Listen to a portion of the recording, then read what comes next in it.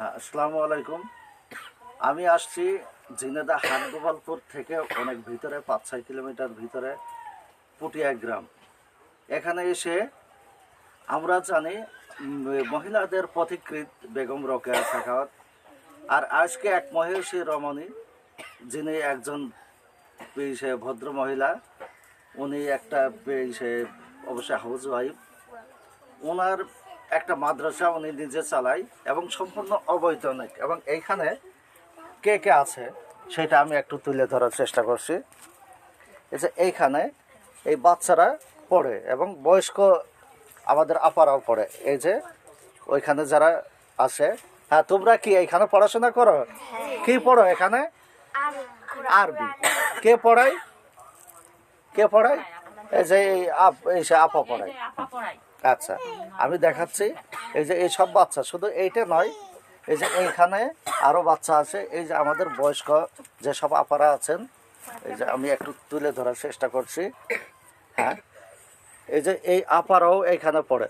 আচ্ছা, আপনারা এখানে কে, আপনাদের কি পড়ানো হয়?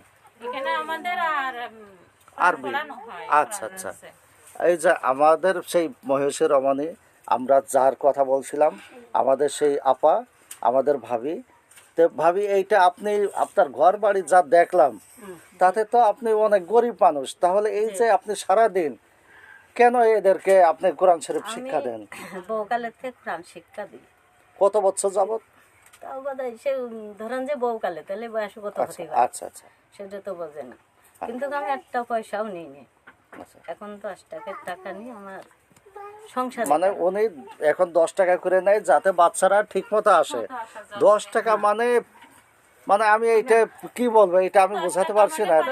10 টাকা মানে কিছুই না।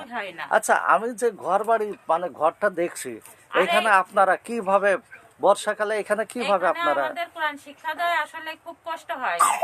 ঝড় বৃষ্টির সময় এখানে পানি ঢোকে, অথবা গরমের সময় এখানে আসলে পড়া খুবই কষ্টকর হয়। গরমে বোধহয় একবার অবস্থা খারাপ হয়ে যায়। এই যে একটা ফ্যান দেখা যাচ্ছে, এই পাশে একটা ফ্যান। আমার অনেক আগে মানে ওনার হাজব্যান্ড, আমাদের সে ভাই আর কি বলছিল যে ভাই ওইখানে গরমে বসতে পারে না, একটা ফ্যান দরকার।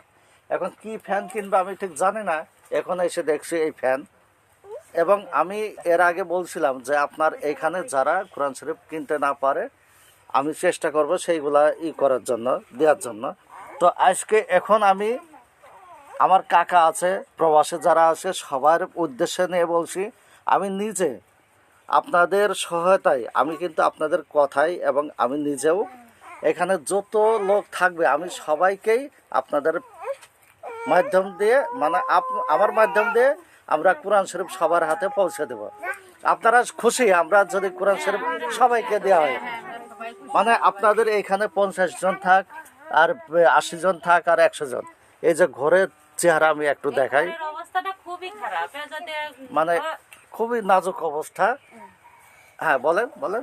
এটা ঘর, আমাদের এই ঘরের পাশটা যদি ঘিরে দিত তাহলে মানে ভালো হতো। আপনারা যে হাওয়া বাতাস ঝড় বৃষ্টির সময় পানি সহযোগিতা করলে ভালো হতো।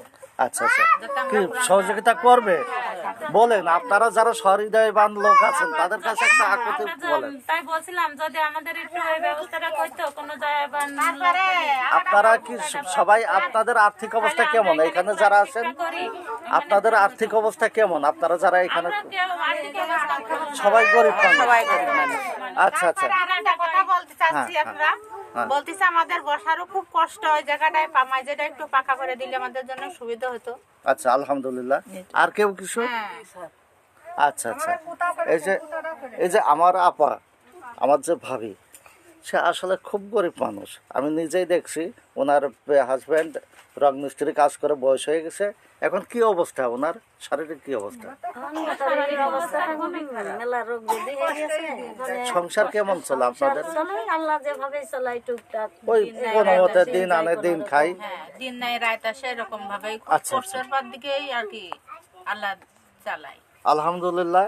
আপনারা দোয়া করবেন, আমার যে কাকারা আছে, আমার ভাইরা আছে প্রবাসে, সবার জন্য আপনারা দোয়া করবেন। আশা রাখতেছি যে যাতে আমাদের জন্য কোনো অনুদান যদি দিত তাহলে আমরা খুবই উপকৃত হতাম।